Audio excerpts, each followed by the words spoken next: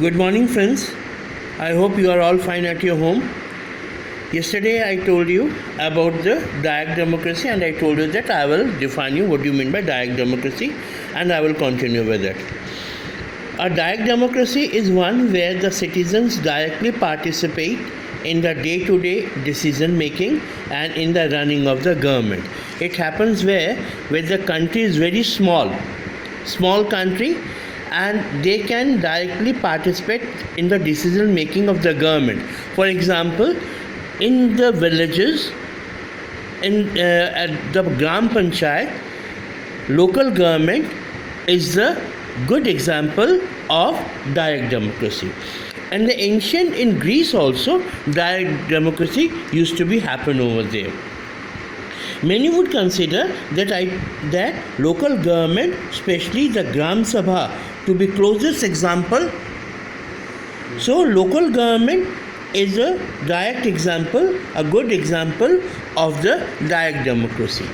But this kind of direct democracy cannot be practiced where decisions to be taken in the lakhs of crores of the people. That is why the rule of the people usually means that the people's representative. We cannot do direct representative in a big country like India. It could be happen, I told you, in a small country like Sweden, Switzerland, Finland. They have got a direct democracy. In such an arrangement, citizens choose their representative. Where in direct democracy, in indirect democracy, we used to choose our representative on our behalf. They used to rule the government, who in turn are actively involved in government and administrating the country. The method followed to choose these representatives is referred to as an election. We call it an election, like we have got the general election. Thus, the citizens have a limited role in taking major decisions and in running the administration. They are not very much actively involved in making of the politics. Citizens are involved only indirectly. Our citizens are already involved indirectly, though they are elected representatives. In this arrangement, where all major decisions are taken by the elective representative, whatever the decisions are being taken, they are electing representative. They used to have the decision. They used to make the law, and in Lok Sabha, Rajya Sabha, when it is passed, that bill is passed. One bill is passed, then it becomes a law. The second question reminds us that the fact that not all elections are democratic. All elections are not democratic. Some elections are democratic, not all elections are democratic. It happens where military dictators are dictating in the government. A large number of non-democratic countries also hold elections. In fact, non-democratic rulers are very keen to present themselves as a democratic.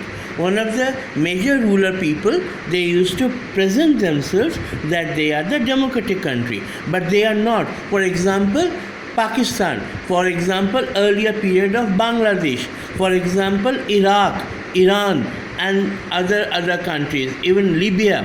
They used to present themselves, they're a democratic country, but they are not basically a democratic country.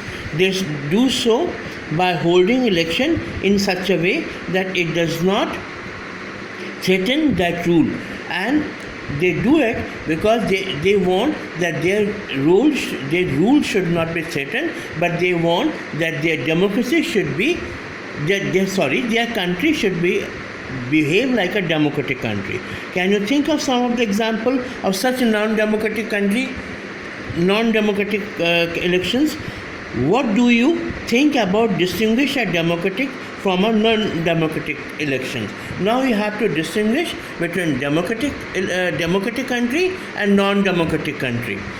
What can be done to ensure that elections in a country would be conducted in a democratic way?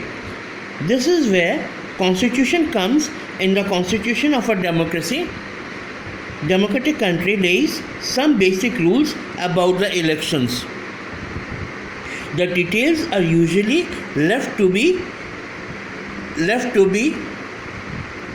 worked up This is where constitution comes in. The constitution of a democratic country lays down some basic rules about election.